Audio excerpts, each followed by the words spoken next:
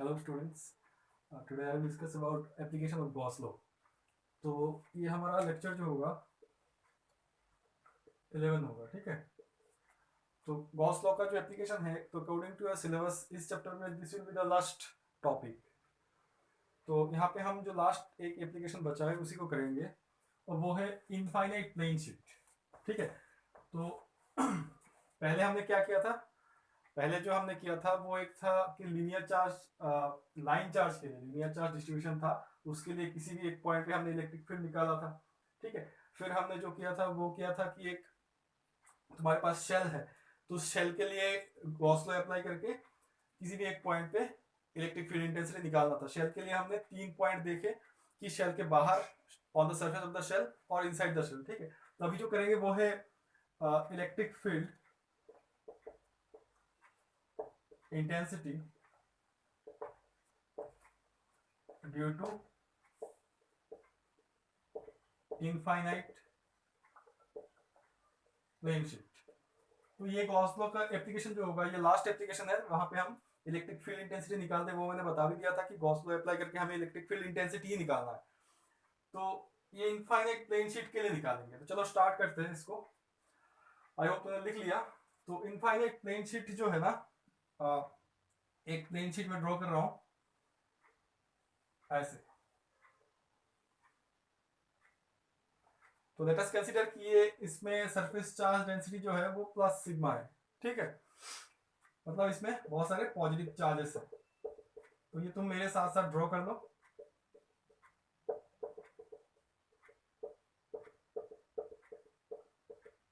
तो हमारे पास एक इनफाइनाइट प्लेन शीट है और उसमें हम गॉस लॉ अप्लाई करेंगे। गॉस लॉ अप्लाई करके इलेक्ट्रिक फील्ड इंटेंसिटी निकालेंगे, ठीक है। तो मैंने कंसीडर किया कि ये एक इनफाइनाइट प्लेन शीट है और इसके सरफेस चार्ज डेंसिटी जो है वो प्लस सिग्मा है, मतलब प्लस चार्जेस है इसके सरफेस में।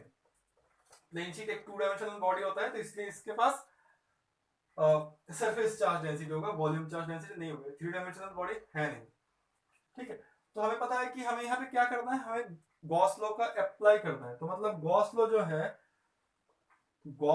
है वो हमें गिवन है, मतलब phi equal to Q by epsilon not. Phi total जो होगा और through the close surface is always equal to 1 by epsilon not times total charge present inside that surface, है ना। तो ये हमारे पास गिवन है, तो ये हमारे पास गिवन है। क्यों? क्योंकि ये गॉस लॉ का एप्लीकेशन होगा। तो गॉस लॉ अगर अप्लाई करना है तो हमें, मैं फिर से लिखता हूं, क्लोज सरफेस चाहिए तुम्हें, है ना। क्लोज सरफेस तुम्हें चाहिए। तो क्लोज सरफेस तुम्हें एक हाइपोथेटिकल सरफेस अगर अगर बना हुआ है देन तो ओके, अदरवाइज तुम्हें खुद बनाना पड़ेगा। तो यहाँ पे देखो कोई क्लोज सरफेस तो है नहीं मेरे पास, तो इस सिचुएशन में मुझे क्लोज सरफेस बनाना पड़ेगा। वैसे क्लोज सरफेस कैसे बनाते हैं ये मैंने तुम्हें बता दिया, क्योंकि हम 2 एप्लीकेशन पहले कर चुके हैं। तो I think you have an idea कि how to draw that close surface. Close surface के लिए हमें एक चीज याद रखना है कि ई, किसी भी पॉइंट पे ई जो है उसको कांस्टेंट कर देना है ना। कांस्टेंट करने से क्या होता है, वहां पे जब जब हम लिखते हैं ई डॉट डी एस, तब ई बाहर निकल जाता है ना। एट द सेम टाइम हमें देखना है कि ई डॉट डी एस का भी जो डॉट प्रोडक्ट होगा उसमें कॉस 0 डिग्री आने से मतलब कोई एंगल नहीं रहता है, मतलब कॉस 0 मतलब 1 हो जाएगा, है ना। तो इस तरीके से हमने पिछले जो 2 एप्लीकेशन थे वहां पे गॉसियन सरफेस ड्रॉ किया था। गॉसियन सरफेस जो कि हाइपोथेटिकल सरफेस है, तो इसमें भी हम गॉसियन सरफेस ड्रॉ करेंगे। तो पहले इस प्लेन शीट के लिए प्लेन शीट के लिए हम गॉसियन सरफेस कैसे ड्रॉ होगा वो देख लेते हैं। तो देखो यहाँ पे अगर मैं कोई एक पॉइंट ले लूं, यहाँ पे अगर कोई मैं एक पॉइंट ले लूं जो इससे आर डिस्टेंस पे है, ठीक है। तो एक पॉइंट मैं ले रहा हूं जो कि आर डिस्टेंस पे, ठीक है। तो इस तरीके से मैं एक काम कर सकता हूं, यहाँ पे और एक पॉइंट ले सकता हूं आर डिस्टेंस पे। इस सरफेस चार्ज डेंसिटी से अगर आर डिस्टेंस पे कोई पॉइंट इस साइड में लोगे, अगर उस वजह से इलेक्ट्रिक फील्ड इंटेंसिटी ई होगा, तो अगर सेम पॉइंट तुम यहाँ पे कहीं पे लोगे आर डिस्टेंस पे, उसका भी इंटेंसिटी ई ही होगा, है ना। फिर यहाँ से और एक पॉइंट लो इस जगह पे, तो ई ही होगा। क्यों? सारा डिस्टेंस तुम सेम रख रहे हो। तो ये बात मैंने पहले ही बता दिया। तो इस तरीके से ना हम एक काम करेंगे, यहाँ पे जो गॉसियन सरफेस हमें बनाना है उसको हम ऐसे शेप दे सकते हैं। समझ रहे हो? ये अंदर नहीं घुस गया, इसको थोड़ा समझाने के लिए मैं इतना अंदर घुसा है, ठीक है? मेन शीट कैसा होता है पता है ना? तो अब तुम समझ रहे हो ना कि ये वाला पॉइंट, ये वाला पॉइंट, ये वाला पॉइंट, ये वाला पॉइंट, ये वाला पॉइंट, सारा जो जितना भी यहाँ पे गोल तुमने बना दिया, सारा डिस्टेंस आर होगा यहाँ से, इसके सेंटर से, है ना?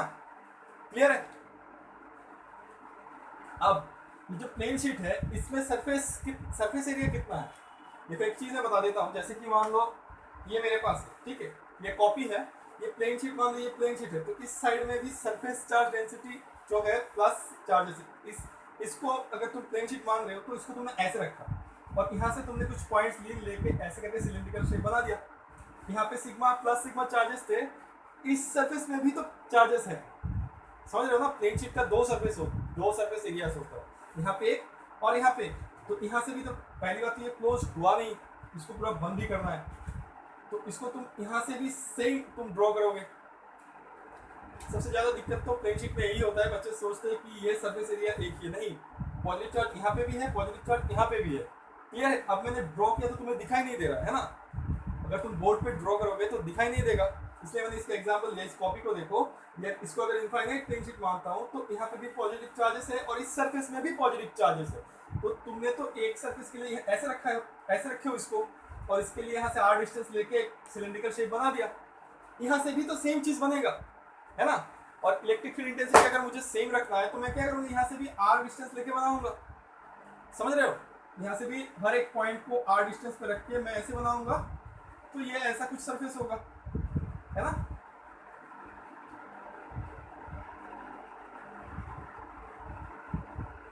क्लियर है?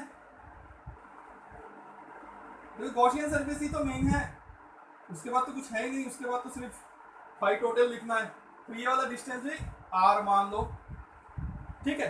अब तुम समझ रहे हो ना इसको कैसे रखे हो? इसको रखा हूं मैं ऐसे, यहां से भी आर डिस्टेंस, यहां से भी आर डिस्टेंस, क्लियर?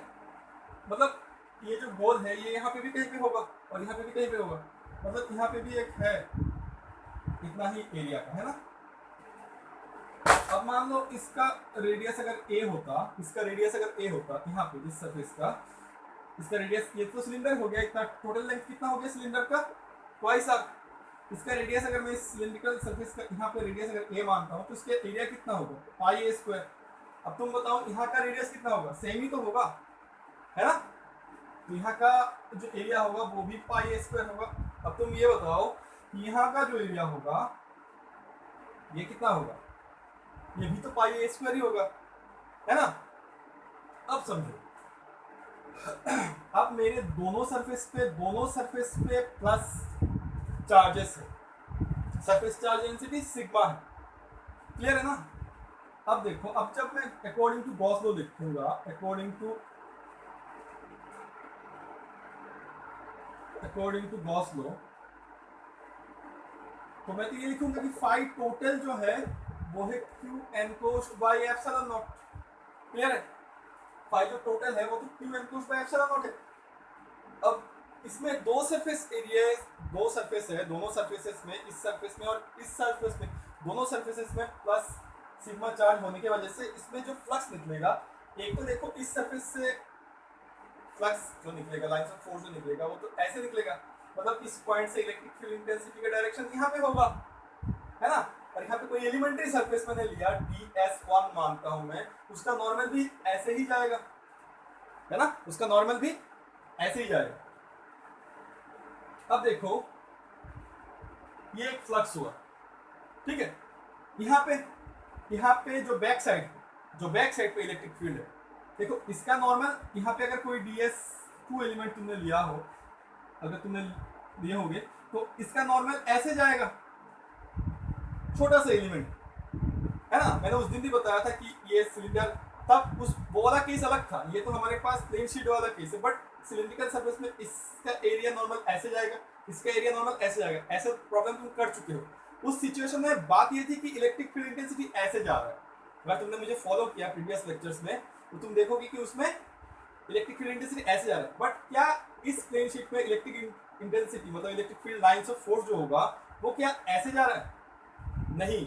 क्यों? क्योंकि तुम्हारे पास, फिर से दिखा देता हूं, क्योंकि तुम्हारे पास ऐसा प्लेन शीट है, यहाँ पे पॉजिटिव चार्ज है, इस सरफेस पे पॉजिटिव चार्ज है, जिसकी वजह से लाइन्स ऑफ फोर्स ऐसे जा रहे हैं, बट इस सरफेस पे भी तो पॉजिटिव चार्ज है, तो लाइन्स ऑफ फोर्स ऐसे जाएगा। आई होप कि अब क्लियर हो गया तुम्हें।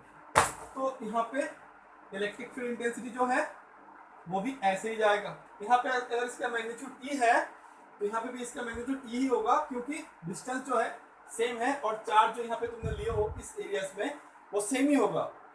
इसके लिए भी जितना भी चार्ज इस एरिया में आएगा, इसके लिए भी इतना ही चार्ज उसी एरिया में आएगा। क्लियर है? अब देखो जो हाइपोथेटिकल सरफेस का एरिया है ना टोटल, मैं यहाँ पे रेडियस ए नहीं लिख रहा हूँ, मैं बता रहा हूँ कि ये जो पूरा एरिया है ना, लेट अस कंसीडर कि ये पूरा एरिया तुम कहोगे कि रेडियस ए होता तो एरिया पाई आर स्क्वायर होता ना, पाई ए स्क्वायर होता। रेडियस अगर इसका ए होता तो पाई ए स्क्वायर होता। तो मैंने मान लिया कि इसका एरिया ए है, अगर इसका एरिया ए है तो इसका भी एरिया ए ही होगा और इसका भी एरिया ए ही होगा। क्लियर है ये बात? तो मतलब मैं आर यहाँ पे मैंने पकड़ लिया ना, तो ऊपर से एक्स्ट्रा मुझे स्मॉल ए यहाँ पे पकड़ने का मतलब जरूरत भी नहीं है, इसलिए मैंने पाई ये वाला कॉन्सेप्ट में लाना नहीं चाहता। ठीक है, सिंपल मान लो कि इसका एरिया कितना है, ए है, तो इसका एरिया भी कितना होगा, ए ही होगा, और इसका एरिया ए ही होगा। क्लियर है? इसमें समझने वाली बात क्या है कि इलेक्ट्रिक फील्ड इंटेंसिटी एक ही डायरेक्शन में नहीं जा रहा है। एक सरफेस के लिए पॉजिटिव चार्जेस उस साइड में, दूसरी सरफेस के लिए बैक साइड में इस साइड पे, नॉर्मल भी इसके इस साइड पे इधर, उसका नॉर्मल इस साइड पे उधर। क्लियर है ना? तो अब देखो गॉस लॉ के हिसाब से मैं जब लिखूंगा कि फाई टोटल जो होगा, फाई जो टोटल होगा वो होगा Q enclosed by epsilon not. अब फाई टोटल क्या होगा, यहाँ पे एक फाई आएगा टोटल, लेट अस कंसीडर कि फाई 1, और प्लस यहाँ पे भी एक फाई आएगा टोटल, इसको मैं फाई 2 लिखता हूँ। ठीक है, फाई 1 कह के मैं ये क्यों कह रहा हूँ कि फाई 1 टोटल, ऐसे क्यों कह रहा हूँ, क्योंकि मैं ऐसे निकालूंगा ना, पहले डी फाई 1 निकालूंगा। डी फाई 1 कैसे निकालूंगा, ई डॉट डी एस करके निकालूंगा, डी एस 1 है ना। ई क्या है, ई मैंने पकड़ लिया कि उस पॉइंट पे इलेक्ट्रिक फील्ड इंटेंसिटी ई है। लेट अस कंसीडर कि इस पॉइंट पे किसी भी एक पॉइंट यहाँ पे था, पी पॉइंट, जो कि आर डिस्टेंस पे है प्लेन शीट से, उसमें इलेक्ट्रिक फील्ड इंटेंसिटी कितना है, ई है। समझ रहे हो? गॉस लॉ के हिसाब से फाई टोटल जो है वो है Q enclosed by epsilon not. अब फाई टोटल यहाँ पे भी एक कंट्रीब्यूशन है, यहाँ पे भी एक कंट्रीब्यूशन है। क्लियर है? तो फाई 1 का पहले टोटल कैसे निकालेंगे, ऐसे करके फिर इसको इंटीग्रेशन कर देंगे, है ना। सिमिलरली डी फाई 2 कैसे निकालेंगे, ई डॉट डी एस 2 करेंगे, फिर इसका इंटीग्रेशन करेंगे तो फाई 2 आएगा। क्लियर है? ठीक है। क्यू एनक्लोज्ड, क्यू एनक्लोज्ड, तो क्यू एनक्लोज्ड बाय, इसको क्यू को हम हटा सकते हैं। देखो पूरा यूनिफॉर्म सरफेस चार्ज डेंसिटी है, पूरा यूनिफॉर्म सरफेस चार्ज डेंसिटी है। ठीक है ना? तो इसके लिए कितना होगा, इतना एरिया के लिए, इतना एरिया के लिए सिग्मा कितना होगा, इतना एरिया के लिए सिग्मा कितना होगा, सिग्मा इक्वल टू यहाँ पे जितना चार्ज है, इस क्लोज सरफेस में जितना चार्ज है, सारा चार्ज तो नहीं आया, तो क्यू इंटू इस क्लोज सरफेस का एरिया कितना लिखा तुमने, एक। समझ रहे हो? ये इस जो क्लोज सरफेस है, ये वाला चार्जेस तो नहीं आया, ये वाला चार्जेस तो नहीं आया, बस इतना ही चार्जेस आया, है ना। तो इस हिसाब से क्यू एनक्लोज जो होगा वो सिग्मा इंटू ए होगा। ठीक है, तो मैं कह रहा हूँ कि क्यू एनक्लोज की जगह पे मैं क्या लिख सकता हूँ, sigma into A divided by epsilon not. Clear है? उसके बाद फाई 1 कैसे लिखूंगा, फाई 1 लिखूंगा कि integration of E dot D S 1 close से इंटीग्रेशन होगा। ये फिगर तुमने ड्रॉ कर लिया, तो मैं रब कर देता हूँ, प्लस फाई 2 कितना होगा, वो भी close integration E dot D S 2, है ना। इसको रब कर दो। ये फिगर इंपॉर्टेंट था, मैंने इसको डिस्कस तो कर दिया। और यहाँ पे तुम्हारे पास कितना हो गया, sigma A by epsilon naught. ठीक है, ये वाला फिगर फिर से एक बार ड्रॉ कर देता हूं मैं यहाँ पे, कि ऐसे मेरे पास प्लेन शीट था,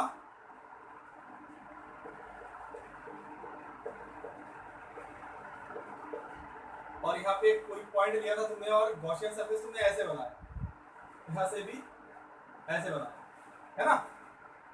ठीक है, ऐसे बनाया तुमने, ये डिस्टेंस r है और ये डिस्टेंस भी r है। इस एरिया को भी समझना, हाँ सेम एरिया होगा, तुम समझ चुके हो कि एरिया सेम होगा, तुम समझ रहे हो ना, क्योंकि मैंने पहले बताया। बस ये डायग्राम इसलिए ड्रॉ किया क्योंकि मुझे यहाँ पे थोड़ा सा बताना है तुम्हें। मान लो ये एलिमेंट जो है ds1 था, तो इंटीग्रेशन करोगे तो ई तो निकल जाएगा, ई तो निकल जाएगा। अब पूरा इंटीग्रेशन जो आएगा वो ds1 के ऊपर आएगा, मतलब कितना आएगा, पूरा यहाँ से लेके यहाँ तक पूरा इतना एरिया आएगा, है ना। अब इतना एरिया कितना है, हमने तो ए पकड़ा था इतना एरिया, है ना। तो इसका आंसर कितना होगा। अब तुम कहोगे सर इसका आंसर क्या, पाई इंटू इसका रेडियस अगर ए हुआ तो पाई ए स्क्वायर नहीं होगा, ऑब्वियसली होगा, बट हम यहाँ पे ए इंट्रोड्यूस नहीं कर रहे हो, ठीक है, रेडियस इंट्रोड्यूस नहीं कर रहे हो, ठीक है। फिर इसको भी हम लिख सकते हैं कि ई इंटीग्रेशन, ये डॉट प्रोडक्ट तो तुम समझ रहे हो, इलेक्ट्रिक फील्ड इंटेंसिटी मैंने डायरेक्शन पहले ही बता दिया। यहाँ पे अगर ऐसे जा रहा है एरिया, ठीक है, तो इलेक्ट्रिक फील्ड भी ऐसे ही जा रहा है, तो ये तो जीरो होगा, मैंने पहले भी ड्रॉ करके दिखाया तुम्हें। यहाँ पे भी ई ऐसे जा रहा है, उस साइड पे भी पॉजिटिव चार्जेस है ना। और यहाँ पर कोई एलिमेंट ले लो ds2, उसका नॉर्मल भी ऐसे ही जाएगा, ठीक है। तो ये सिंपल हो गया तुम्हारे पास sigma a by epsilon not, clear. तो ई इंटीग्रेशन इसका आंसर कितना आएगा, इसका आंसर आएगा टोटल एरिया जो हमने ए कंसीडर किया, फिर इसका आंसर कितना आएगा, इसका आंसर भी ए आएगा, ठीक है, समझ रहे हो। तो इसको रब कर देता हूं। तो नेक्स्ट स्टेप क्या होगा हमारे पास, ये ई इंटू ए हो गया प्लस ई इंटू ए हो गया, और यहाँ पे है sigma A by epsilon naught, ठीक है। तो तुम्हारे पास हो गया twice E A equal to sigma A by epsilon not. तो ए तुम्हारा कट गया, है ना, इसको रख कर देता हूं।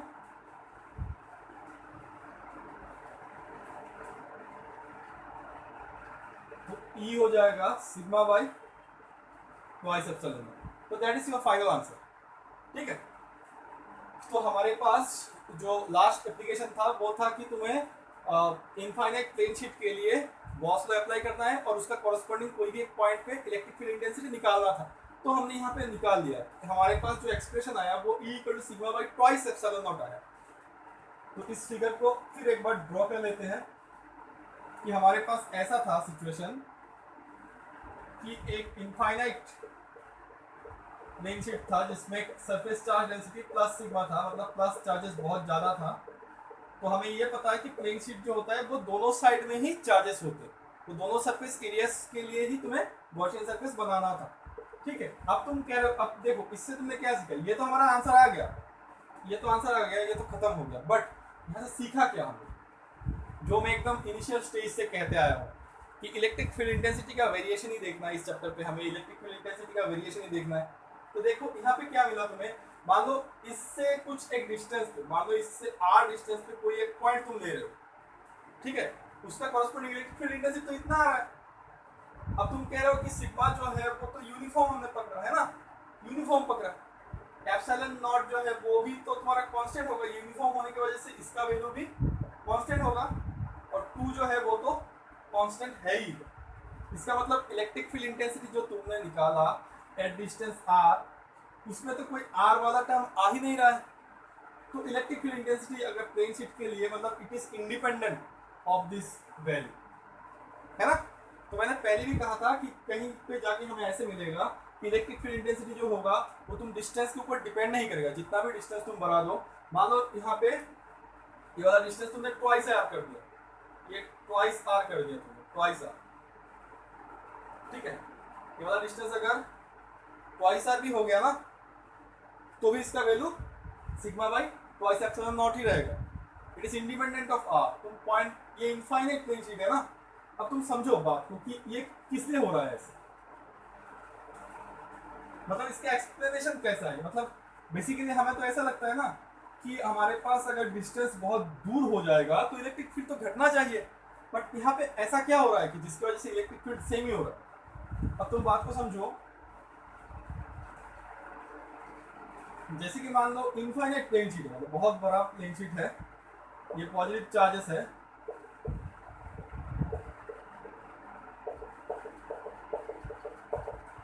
तो तुमने कहा कि तुमने यहाँ पे एक पॉइंट लिया, ठीक है, यहाँ पे एक पॉइंट लिया r डिस्टेंस पे, तो इलेक्ट्रिक फील्ड इंटेंसिटी का value sigma by twice epsilon हुआ। और यहाँ से यहाँ पे एक पॉइंट लिया, मान लो ये 3r डिस्टेंस पे, बट वैल्यू तो वही हो रहा है ना, वैल्यू वही हो रहा है। तो मतलब प्रॉब्लम ऐसे क्या हो रहा है, जैसे मान लो इस ऑब्जेक्ट को अगर मैं इस पॉइंट पे रख रहा हूँ, इस केस में इनफाइनाइट प्लेन शीट के केस में अगर यहाँ पे रख रहा हूँ, तो मान लो यहाँ पे जो लाइंस ऑफ फोर्स पास हो रहा है ना, मान लो ऐसे 3 लाइंस ऑफ फोर्स यहाँ पे पास हो रहा है, ठीक है, 3 लाइंस ऑफ फोर्स ही पास हो रहा है, ऐसे 3 लाइंस ऑफ फोर्स पास हो रहा है। तो मान लो 3 लाइंस ऑफ फोर्स जो है इस सरफेस से पास हो रहा है। अब देखो जब इसको तुमने यहाँ पे रख दिया ना, जब यहाँ पे रख दिया तब देखा गया कि एक्चुअली इनफाइनाइट होने की वजह से यहाँ पे लाइंस ऑफ फोर्स यहाँ पे भी 3 ही पास हो रहा है, समझ रहे हो। वैसे होता क्या था हमारे पास ऐसे सिस्टम था, हम ऐसे बताते थे कि हमारे पास अगर एक प्लस क्यू चार्ज होता है तो इससे ऐसे करके निकलता है ना लाइंस ऑफ फोर्स। तो अगर तुमने ऑब्जेक्ट को यहाँ पे रखा तो मान लो एक लाइंस ऑफ फोर्स पास हुआ, बट इस ऑब्जेक्ट को यहाँ पे रख दिया बहुत दूर, तो एक भी लाइंस ऑफ फोर्स पास नहीं हो रहा है ना, ऐसा होता था पॉइंट चार्ज के लिए। बट ये इनफाइनाइट होने की वजह से इसका जो इनफाइनाइट है ना बहुत मतलब बड़ा है, और जितना भी लाइंस ऑफ फोर्स निकलेगा, यहाँ पे तो लाइंस ऑफ फोर्स ऐसे करके कर्व हो सकता है, बट यहाँ पे कर्व नहीं हो सकता। लाइंस ऑफ फोर्स इस केस में मतलब कहना चाहता हूँ कि ये लाइंस ऑफ फोर्स ऐसे नहीं जा सकता। क्यों नहीं जा सकता, क्योंकि और भी तो लाइंस ऑफ फोर्स है, क्रॉस हो जाएगा, क्रॉस तो करना नहीं है उसको। Lines of force never intersect with each other, समझ रहे हो ना। मतलब मैं कहना चाहता हूँ कि इससे जो लाइंस ऑफ फोर्स निकलेगा वो ऐसे करके नहीं निकल सकता, ऐसे करके नहीं निकल सकता। क्यों नहीं निकल सकता, क्योंकि ये बहुत इंटेंस है, बहुत ज़्यादा पॉजिटिव चार्ज है, इनफाइनाइट है। इसका एक लाइंस ऑफ फोर्स अगर ऐसे निकला, दूसरा लाइंस ऑफ फोर्स ऐसे नहीं निकलेगा, क्योंकि लाइंस ऑफ फोर्स का प्रॉपर्टी फुलफिल करना है इसको, है ना, समझ रहे हो। तो एक लाइंस ऑफ फोर्स ऐसे निकला, दूसरा लाइंस ऑफ फोर्स भी ऐसे ही निकलना पड़ेगा पैरेलल होकर, तीसरा भी ऐसे ही निकलना पड़ेगा पैरेलल होकर। तो मतलब तुमने यहाँ पे ऑब्जेक्ट रखा तो 3 लाइंस ऑफ फोर्स पास हो रहा है, इस ऑब्जेक्ट को यहाँ पे रखा तो भी 3 लाइंस ऑफ फोर्स पास हो रहा है। ये है इसका एग्जैक्ट एक्सप्लेनेशन, जिसकी वजह से ये इंडिपेंडेंट ऑफ डिस्टेंस हो जाता है। तो पॉइंट चेंज करो, पॉइंट चेंज करो, दूरी तुम चेंज करो तो कोई कुछ नहीं होगा इसमें E equal to sigma by twice epsilon not ही होगा, ठीक है। तो इतना तक जो है हमारे पास according to our syllabus Gauss law का यही हमारे पास लास्ट एप्लीकेशन था, जो कि इनफाइनाइट प्लेन शीट के लिए तुम्हें इलेक्ट्रिक फील्ड इंटेंसिटी निकालना था। बट इसको थोड़ा हम और एक्सटेंड करेंगे, ठीक है। तो चलो एक चीज मैं और बता दूं कि अगर तुम एनसीईआरटी फॉलो कर रहे हो ना, तो जब तुम एनसीईआरटी में इसका गॉसियन सरफेस देखोगे, इसी का जब तुम गॉसियन सरफेस देखोगे तो देखोगे कि वो गॉसियन सरफेस क्यूबॉइड बनाया है। मैंने तो सिलिंड्रिकल बनाया, उसने क्यूबॉइड बनाया। क्यूबॉइड भी होगा क्योंकि क्यूबॉइड का यहां से लेंथ लिया इसने L, ठीक है, और यहां से भी L लेंथ लिया, तो ट्वाइस L लेंथ वाला एक इसने क्यूबॉइड बना दिया, समझ रहे हो। बाकी तो ये जो एलिमेंट है ये तो सेम ही रहेगा, सारा पॉइंट सेम डिस्टेंस रहेगा, L ही रहेगा, समझ रहे हो ना। अगर ये सिलिंड्रिकल होगा, जितना होगा ये वाला शेप होगा वो भी पॉइंट सेम ही होगा, क्लियर, समझ रहे हो ना। क्यूबॉइड होगा तब भी तो डिस्टेंस तो L ही रहेगा, किसी भी पॉइंट से डिस्टेंस तो L ही रहेगा। तो इसका गॉसियन सरफेस दो हो सकता है, एक तो क्यूबॉइड हो सकता है, एक सिलिंड्रिकल हो सकता है। तो अगर तुम सिलिंड्रिकल को समझते हो तो उसी वे से क्यूबॉइड को भी किताब से कर सकते हो, नॉट एन इश्यू, ये तुम्हारा मर्जी है। मैंने सिलिंड्रिकल करवाया, तुम किताब से क्यूबॉइडल शेप का भी गॉसियन सरफेस बना के सॉल्व कर सकते हो। आंसर तुम्हारा सेम आएगा, sigma by twice epsilon not ही आएगा, वो तो कांस्टेंट है। आगे बात करते हैं, चलो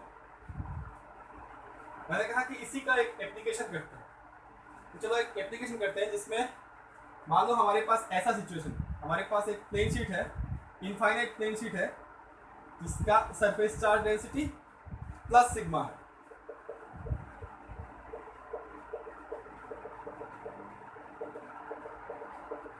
ठीक है।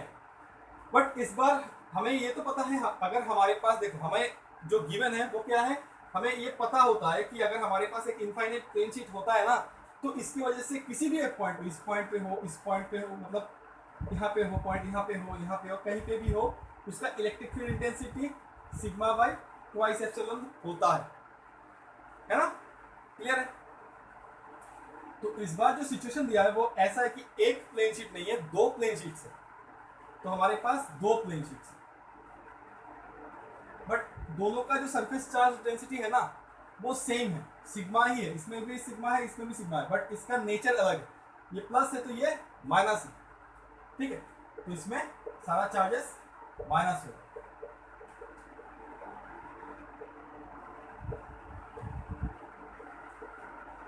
क्लियर है? तो इसमें प्लस चार्ज है, इसमें माइनस चार्ज है, ठीक है? अब ये है कि इस सिस्टम के लिए तुम्हें इलेक्ट्रिक फील्ड इंटेंसिटी जो है निकालना है। तुम्हारे पास पहले क्या था? तुम्हारे पास पहले जो हमने गॉस लॉ का एप्लीकेशन पढ़ा तो उसमें हमारे पास एक ही था, एक ही प्लेन शीट था, बट उससे हमें कुछ इंफॉर्मेशन मिला था कि अगर हमारे पास कोई भी एक प्लेन शीट होता है तो उसका आंसर होगा इलेक्ट्रिक फील्ड का sigma by twice epsilon naught, ठीक है? हमारे पास अगर पॉजिटिव होता है तो उसका answer sigma by twice epsilon naught होता है, ठीक है? अब हमारे पास ऐसा है कि सिचुएशन हमें दे दिया कि हमारे पास दो प्लेन शीट्स है, इनफाइनाइट प्लेन शीट्स है, जिसमें एक में प्लस सिग्मा और दूसरे में माइनस सिग्मा चार्ज। तो एक बात तो क्लियर है कि सिग्मा जो है ये वाला, मतलब ये प्लस है, ये माइनस है, सेम चीज है, बट ये ग्रेटर है, इससे ग्रेटर है ना? तो देखो इस प्रॉब्लम को सॉल्व, मतलब क्या करना है, इसमें इलेक्ट्रिक फील्ड इंटेंसिटी निकालना है। तो इलेक्ट्रिक फील्ड इंटेंसिटी अगर तुम्हें निकालना है, अगर इस सिस्टम के लिए एक जो अगर सिर्फ ये होता तो हम तो निकाल चुके हैं, ये वाला आंसर होगा, वो तो गॉस लॉ अप्लाई करके हम निकाल चुके हैं। अब तो इसका डायरेक्ट अप्लाई करेंगे यहाँ पे। तो पहली बात इलेक्ट्रिक फील्ड मुझे निकालना है। अगर इलेक्ट्रिक फील्ड मुझे निकालना है ना, तो मुझे क्या चाहिए? इलेक्ट्रिक फील्ड के लिए क्या चाहिए? मुझे पॉइंट चाहिए। तो मुझे पॉइंट देना पड़ेगा कि किस पॉइंट पे निकालना है। तो यहाँ पे तुम्हें पॉइंट नहीं दिया, इस प्रॉब्लम में तुम्हें पॉइंट गिवन नहीं है पहली बार, ठीक है? तो तुम्हें पहले तो पता लगाना है कि कहां पे इलेक्ट्रिक फील्ड इंटेंसिटी हमें निकालना है। ये पूरा एक सिस्टम है। तो इसके लिए तुम देखो पॉइंट कहां पे हो सकता है, ये पहले देख लो। पॉइंट यहाँ पे हो सकता है, यहाँ पे हो सकता है, यहाँ पे हो सकता है, यहाँ पे कहीं पे भी हो सकता है, ठीक है? एक सिचुएशन हो सकता है कि यहाँ पे कहीं पे भी मैं पॉइंट्स ले सकता हूं, ठीक है? बट पॉइंट तो यहाँ पे भी हो सकता है, यहाँ पे भी हो सकता है ना? इन दोनों के बीच में भी कहीं हो सकता है, और पॉइंट्स तो यहाँ पे भी कहीं पे हो सकता है। तो पॉइंट्स के बारे में छोड़ो, मैं पॉइंट लेता हूं। मतलब तुम्हारे पास यहाँ पे एक पॉइंट हो सकता है, यहाँ पे भी एक पॉइंट हो सकता है, और यहाँ पे भी एक पॉइंट हो सकता है ना? तो हमें क्या निकालना है? इस सिस्टम के लिए इलेक्ट्रिक फील्ड इंटेंसिटी निकालना है। मतलब हमारे पास अब सिचुएशन ऐसा है कि इस सिस्टम में हमारे पास 3 डिफरेंट पॉइंट्स होगा। मतलब इलेक्ट्रिक फील्ड इंटेंसिटी जो हम निकालेंगे वो इस रीजन के लिए निकालेंगे, रीजन 1, फिर इस रीजन के लिए निकालेंगे रीजन 2, और इस रीजन के लिए भी निकालेंगे रीजन 3, ठीक है?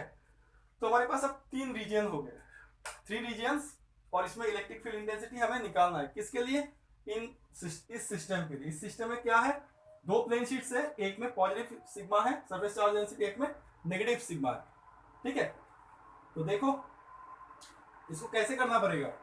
तो हम एक एक रीजन में इसका कॉरस्पॉन्डिंग इलेक्ट्रिक फील्ड इंटेंसिटी कितना होगा, इस रीजन में कितना होगा, और इसमें कितना होगा। इस रीजन का मतलब क्या है? इस रीजन का मतलब है कि प्लस सिग्मा से इस साइड पे कितना है, इस रीजन का मतलब दोनों प्लेन शीट के अंदर कितना है, और इसमें माइनस जो है उसका उस साइड में कितना है ना? तो मैंने रीजन लिख दिया, तो इन टर्म्स ऑफ रीजन करेंगे। तो देखो इस प्रॉब्लम को सॉल्व करने से पहले हमने तो जो रीजन है वो डिसाइड कर लिया कि हमें 3 अलग अलग रीजन्स पे इलेक्ट्रिक फील्ड इंटेंसिटी निकालना है। 3 different regions, we are having 3 different regions where we have to determine the electric field intensities। तो इसमें देखो जब मैं सॉल्व करने जाऊंगा तो पहले हमें इलेक्ट्रिक फील्ड इंटेंसिटी का जो है डायरेक्शन देना पड़ेगा, ठीक है?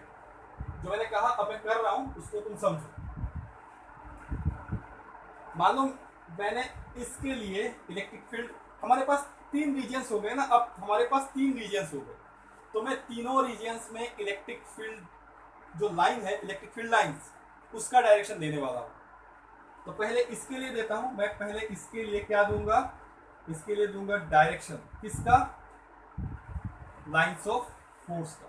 ये लिखने का जरूरत नहीं, मैं बस यहाँ पे लिख के रखा हूँ कि तुम समझो मैं क्या कर रहा हूँ।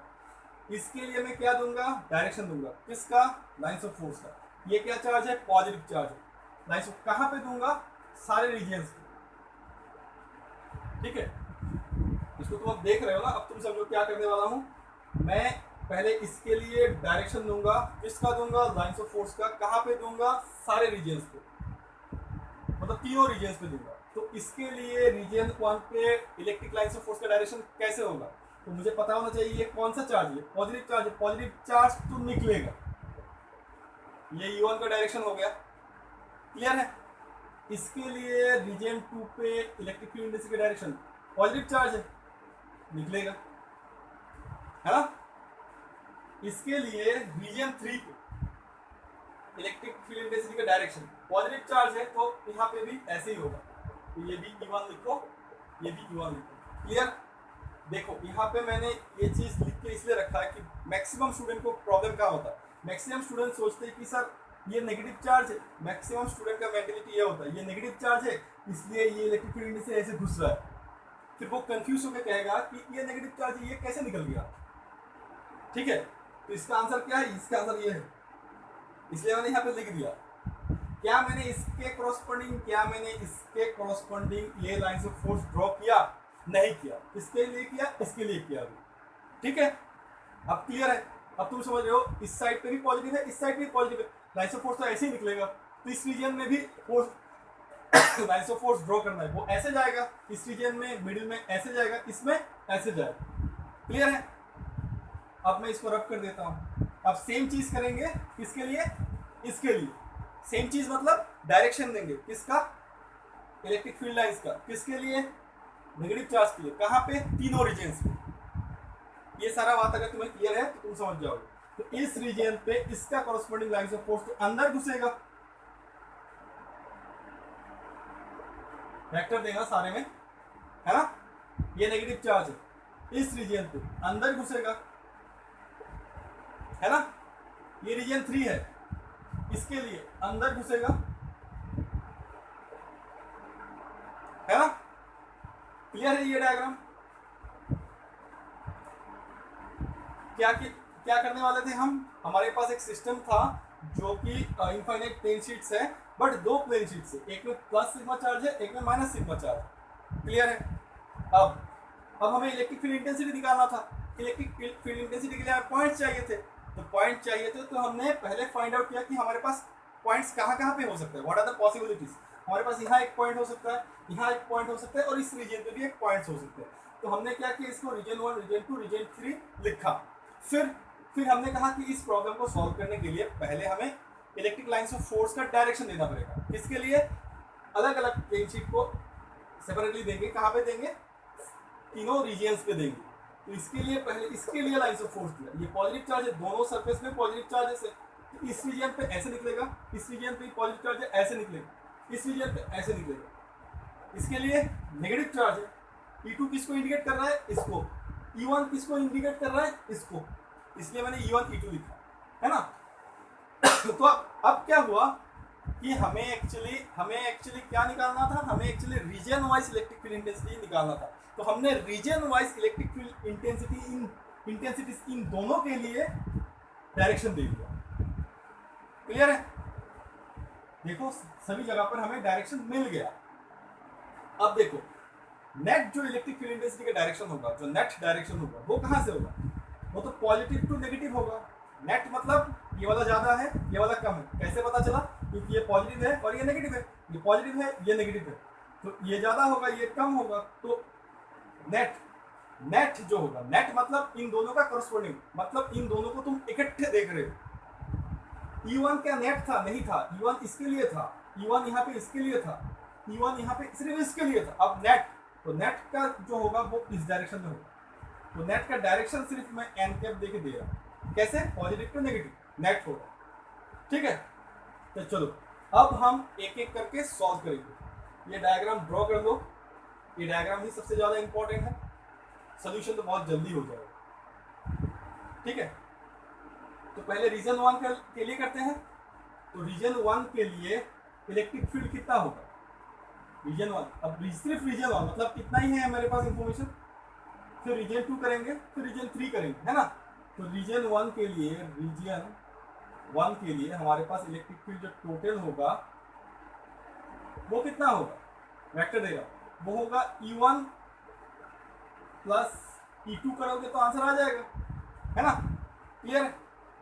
अब देखो E1 मतलब इसके लिए मान लो कोई एक पॉइंट तुमने यहाँ पे लिया, E1 पॉइंट एक यहाँ पे लिया, इसके लिए इस पॉइंट पे इलेक्ट्रिक फील्ड इंटेंसिटी कितना है, इस पॉइंट पे इसके लिए कोई भी अगर इनफाइनाइट प्लेन शीट होता है तो ये इंडिपेंडेंट ऑफ पॉइंट होता है, तो इसका आंसर कितना होगा, आंसर होगा sigma by twice epsilon not, है ना। मैं ये मिटाना नहीं चाहता क्योंकि ये भी मुझे चाहिए, इसके ऊपर ऐसे लिख रहा हूँ, तुम भी ठीक से लिखना।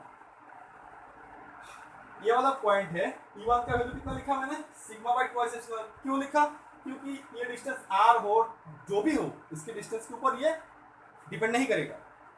फिर से इसी पॉइंट में इसके लिए इलेक्ट्रिक फील्ड इंटेंसिटी E2, उसका मैग्नीट्यूड कितना होगा, इसके लिए भी ये इनफाइनाइट चार्ज है, तो इसके लिए भी ये वाला जो डिस्टेंस होगा, ये 3r हो कुछ भी हो, ये वाला इतना जो डिस्टेंस होगा इसके ऊपर डिपेंड नहीं करेगा। वैल्यू कितना होगा, वैल्यू मतलब मैग्नीट्यूड प्लस साइन दे रहा हूं यहाँ पे मैं, plus sigma by twice epsilon.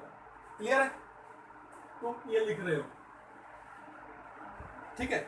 अब देखो तुमने यहाँ पे वेक्टर दिया, ठीक है, तो ये जो वेक्टर है यहाँ पे मैं इसको n कैप से रिप्रेजेंट करूंगा, क्यों, क्योंकि हम तो दोनों सिस्टम के लिए देख रहे हैं, सिस्टम का जो जा रहा है वो तो ऐसे जा रहा है, सिस्टम का जो जा रहा है वो ऐसे जा रहा है, यहाँ पे भी हम n कैप देंगे, ठीक है, दोनों के लिए। अब जब तुमने n कैप दिया, E1 के कॉरस्पॉन्डिंग यहाँ पे वैल्यू तो लिख दिया, E1 के कॉरस्पॉन्डिंग वैल्यू इतना, E2 के कॉरस्पॉन्डिंग वैल्यू भी इतना, क्लियर है। अब जब तुमने यहाँ पे डायरेक्शन n कैप का लगाया तो देखो n कैप कहाँ जा रहा है, n कैप इस डायरेक्शन में, n कैप इस डायरेक्शन में, बट ये क्या था E1 किस डायरेक्शन में, इस डायरेक्शन में, तो यहाँ पे नेगेटिव साइन आएगा, समझ रहे हो। n कैप किस डायरेक्शन में, इस डायरेक्शन पे, E इस डायरेक्शन पे, क्लियर है। फिर दूसरा वाला E2 रीजन 1 में, E2 इस डायरेक्शन में, n कैप भी इस डायरेक्शन में, तो ये तो प्लस ही रहेगा, ठीक है, तो ये दोनों कट जाएगा, कटने की वजह से आंसर कितना होगा इसका, 0 होगा, क्लियर है। ये मैंने ऊपर लिखा क्योंकि मैं ये सारा मिटाना नहीं चाहता, इसलिए तुम लिख रहे हो। ये माइनस क्यों हुआ, क्योंकि नेट डायरेक्शन यहाँ पे है, तुमने नेट डायरेक्शन का वेक्टर दिया, उस नेट डायरेक्शन के कॉरस्पॉन्डिंग E1 का डायरेक्शन इस साइड पे है, तो नेगेटिव आएगा, क्लियर है।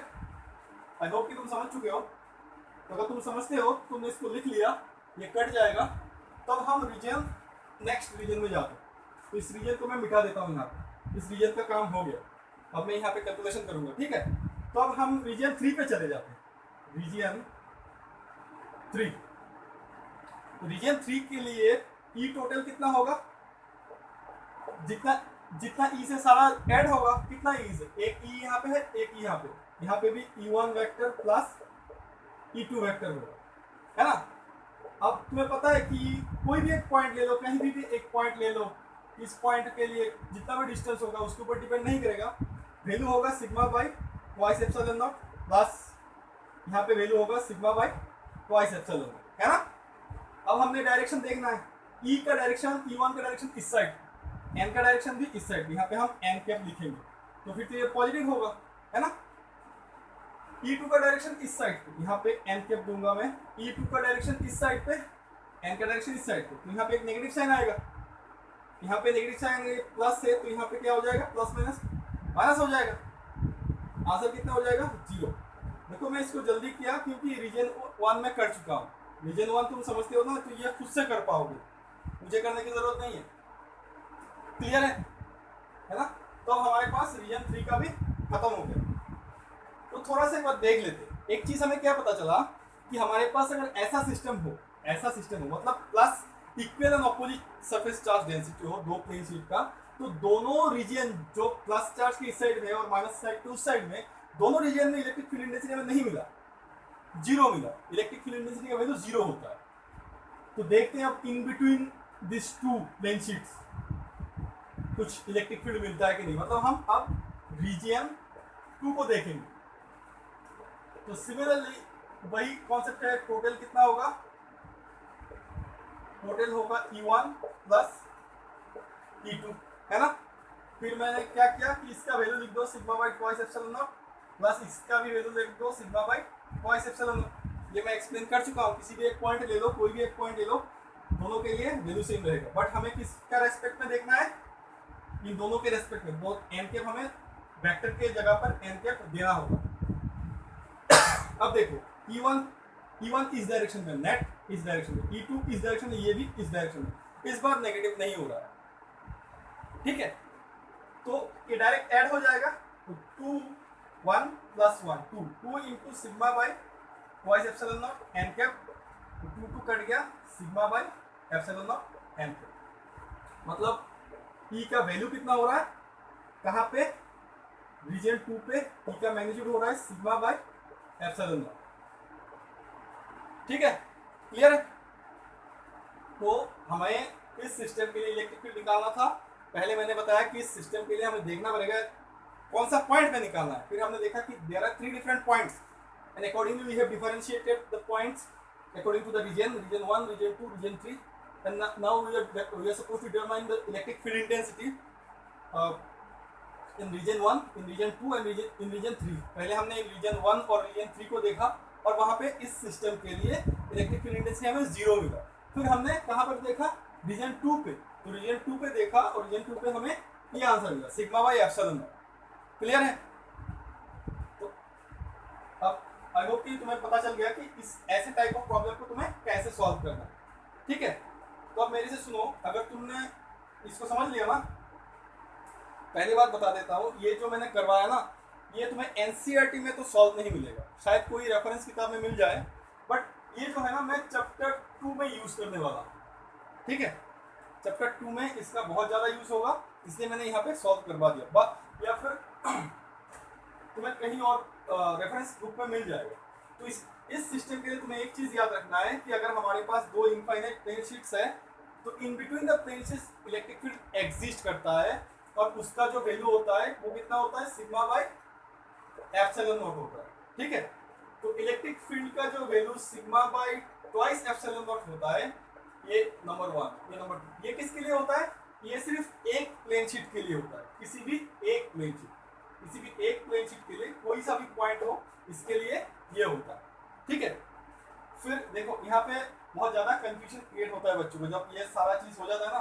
फिर मैंने लिखा phi equal to Q by epsilon not, तो ये क्या था, ये था गॉस लॉ, ठीक है, ये था गॉस लॉ।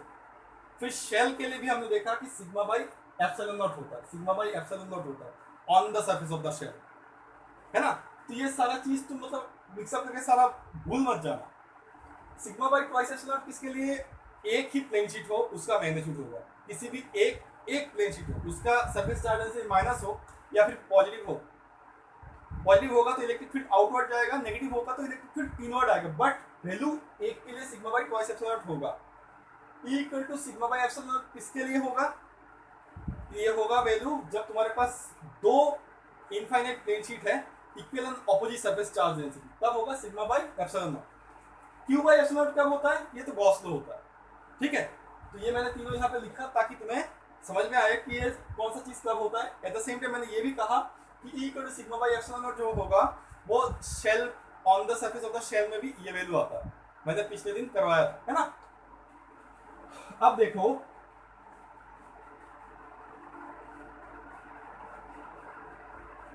अब मान लो तुम्हारे पास ये तुम्हारा होमवर्क हो, मान लो तुम्हारे पास एक सिचुएशन ऐसा है, एक इनफाइनाइट प्लेन शीट है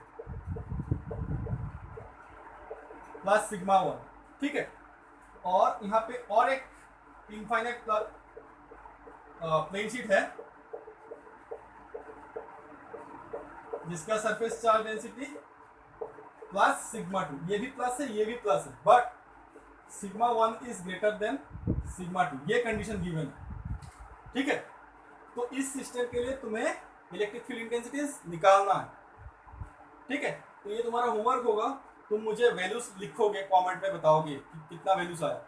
देखो जब तुम्हें इलेक्ट्रिक फील्ड इंटेंसिटी निकालना होगा तो तुम्हें पता चल गया ये भी रीजन 1, ये रीजन 2 और ये रीजन 3 होगा, मतलब यहाँ पे इलेक्ट्रिक फील्ड इंटेंसिटी का वैल्यू कितना होगा, फिर यहाँ पे कितना होगा, फिर यहाँ पे कितना होगा। वैसे तो वैल्यू सेम नहीं है, इक्वल एंड ऑपोजिट नहीं है, तो जीरो तो होने वाला नहीं, वैसे भी प्लस साइन है। फिर तुम्हें नेट का डायरेक्शन कैसे दोगे, ये ग्रेटर है ये कम है, तो नेट तो ऐसे जाएगा, है ना। तो ये तुम्हारा हिंट था, अब तुम्हें करना है। यहाँ पे जीरो होने का चांसेस तो है नहीं, सिग्मा 1 है सिग्मा 2 है, सेम होता तो कट सकता था, बट सेम भी नहीं है और पॉजिटिव पॉजिटिव भी है। नेट का डायरेक्शन मैंने एक हिंट दे दिया, ये ऐसे जाएगा। क्यों जाएगा, क्योंकि sigma 1 is greater than sigma 2, तो ये ऐसे जाएगा। मतलब तुम्हें तीनों रीजियंस में electric field intensity different values मिलना चाहिए, और तुम्हें मुझे वो कमेंट में बताना है। ये तुम्हारा होमवर्क हो गया, ठीक है। चलो, तो इस हिसाब से तुम्हारा जो चैप्टर 1 है, जितना भी थ्योरीज है, जो थ्योरीज मैंने कवर नहीं की वो तो मैं चैप्टर 2 में कवर करूंगा, कंडक्टर वाला, इंसुलेटर वाला। फिर तुम्हारे पास एक है physical significance of electric dipole, उसका तो पूरा इलेबोरेटली वहां पे डिस्कस करेंगे। बाकी आई होप कि कवर हो चुका है। मतलब ऑफिशियली मैं ये कह सकता हूँ कि चैप्टर 1 जो है इलेक्ट्रोस्टैटिक का, इलेक्ट्रोस्टैटिक खत्म नहीं हुआ, इलेक्ट्रोस्टैटिक तो चैप्टर 2 खत्म होने के बाद खत्म होगा, ठीक है। चैप्टर 1 तो खत्म हो गया, बट कुछ न्यूमेरिकल्स हम जो है एनसीईआरटी का जो अगर कुछ बचता है तो वो हम लास्ट एक लेक्चर में कर दूंगा, उसके लिए वो देख लेंगे, ओवरऑल पूरा देख लेंगे कुछ बचा हुआ है कि नहीं। बट एक चीज़ मैं बताना चाहता हूँ यहाँ पे कि एक तुम्हारे पास होमवर्क होगा, वो है कि apply Gauss law to deduce Coulomb's law. तुम्हें गॉस लॉ अप्लाई करना है और उसको अप्लाई करके कूलॉम्स लॉ डिड्यूस करना है, ठीक है। तो ये तुम्हारा होमवर्क होगा। गॉस लॉ मतलब तुम्हारे पास phi equal to Q by epsilon not given. Gauss law मतलब तुम्हें क्लोज सरफेस बनाना पड़ेगा, है ना। तो ये तुम करोगे। मैं एक थोड़ा सा हिंट दे देता हूँ, ये काइंड ऑफ एक्सप्रेशन आएगा। मान लो तुम्हारे पास गॉस लॉ अगर तुम्हें अप्लाई करना है, तो गॉस लॉ अप्लाई करके क्या करते हो, गॉस लॉ अप्लाई करके तुम इलेक्ट्रिक फील्ड इंटेंसिटी डिटरमाइन करते हो। तो पहले तुम्हें क्या करना है इस प्रॉब्लम में, पहले तुम्हें इलेक्ट्रिक फील्ड इंटेंसिटी डिटरमाइन करना है किसी भी सोर्स चार्ज का। फिर तुम फोर्स कैसे निकालो, फोर्स के लिए तुम्हारे पास स्ट्रेस चार्ज होना चाहिए। मान लो क्यू नॉट किसी एक पॉइंट में रख दिया और उसका कॉरस्पॉन्डिंग इलेक्ट्रिक फील्ड जो तुमने यहाँ से निकाला यहाँ पर रख देना चाहिए। तो आगे वैसे जो एक्सप्रेशन आएगा वो देखना, इसका एक्सप्रेशन आएगा, और जो फोर्स मतलब कूलॉम फोर्स का एक्सप्रेशन आएगा, तब प्रूफ हो जाएगा। मैं बता देता हूँ कैसे करना है। तुम पहले एक सोर्स चार्ज ले लोगे, उसका कॉरस्पॉन्डिंग किसी भी एक पॉइंट पी लोगे आर डिस्टेंस, बट तुम्हें गॉस लॉ अप्लाई करना है। मतलब तुम्हें ये लिखना है, ये तुम डायरेक्ट E इक्वल टू 1/4 ये नहीं लिख सकते, तुम्हें ये लिखना है, ये गिवन। तो इसके लिए तुम क्या करोगे, पहले हाइपोथेटिकल गॉसियन सरफेस बनाओगे, फिर इस पॉइंट पे कहोगे कि इलेक्ट्रिक फील्ड का डायरेक्शन यहाँ पे है और सरफेस एरिया का, स्मॉल सरफेस एरिया का डायरेक्शन यहाँ पे है। मतलब डी फाई निकालोगे E डॉट डी एस करके, फिर फाई निकालोगे इंटीग्रेशन करके, है ना। फिर ये होगा इस सरफेस के अंदर चार्ज तो क्यू ही होगा, ठीक है। ये तुम्हें करना है, मैं बस हिंट दे रहा हूं। फिर तुम इसी पॉइंट पे क्यू नॉट टेस्ट चार्ज रख देना, रख दोगे तो क्यू नॉट इंटू ई होगा। ई यहाँ से निकालोगे तुम इस एक्सप्रेशन में E डॉट डी एस बैठा के इंटीग्रेशन करके यहाँ से ई निकालोगे, फिर ई का वैल्यू यहाँ पे पुट करोगे तो तुम्हारा फाइनल आंसर आ जाएगा। क्लियर है, ये हिंट था, इसको तुम्हें करना है। तो ये तुम्हारा होमवर्क होगा। तो तुम्हें मैंने 2 होमवर्क दे दिए, ये तुम करो, कमेंट में मुझे बताओ इसका एक्सप्रेशन आ रहा है तो कमेंट में बताओ एक्सप्रेशन कितना आएगा। वैसे तुम्हें पता है, तुमने कहा कि यहाँ पे एक सोर्स चार्ज है और आर डिस्टेंस पे मैंने कहा कि एक टेस्ट चार्ज रख दो, तो फोर्स का आंसर कितना होगा 1/4 pi epsilon naught Q naught by R square होगा। मतलब इसको डिराइव करना है तुम्हें, but with the help of Gauss law, ठीक है। तो चलो आज के लिए इतना ही। नेक्स्ट वीडियो आई होप कि चैप्टर 1 का लास्ट वीडियो होगा, वहाँ पे हम ओवरऑल चेक कर देंगे। At the same time I must tell you कि तुम अब JEE और NEE प्लेलिस्ट वाला जितना भी प्रॉब्लम्स गॉसियन सरफेस से रिलेटेड है वो देख लो और कॉन्सेप्ट क्लियर हो जाएगा। वैसे आई होप कि तुम देख चुके हो, क्योंकि मैं बार बार कहता हूँ कि उसको देखो इसको देखो। चैप्टर 2 का जो प्रॉब्लम्स है वो तो तुम बाद में देखना, बट अब तुम सारा देख सकते हो। जैसे कि एक प्रॉब्लम मुझे याद आ रहा है, एक प्रॉब्लम मैंने प्लेन शीट वाला ऐसे करवाया था कि एक प्लेन शीट है, पॉजिटिव चार्ज है और यहाँ से एक स्ट्रिंग से तुमने एक चार्ज को ऐसे रखा है इक्विलिब्रियम को, ठीक है। ये एंगल थीटा है और इसका प्लस सिग्मा चार्ज है। तो मैंने कहा कि ये सिग्मा इस एंगल से कैसे वेरी करता है, वो ये वाला प्रॉब्लम तुम्हें वहां पे इन डिटेल सोल्यूशन मिल जाएगा, JEE और NEET जो प्लेलिस्ट है, ठीक है। तो चलो इतना ही, thanks for listening, thank you.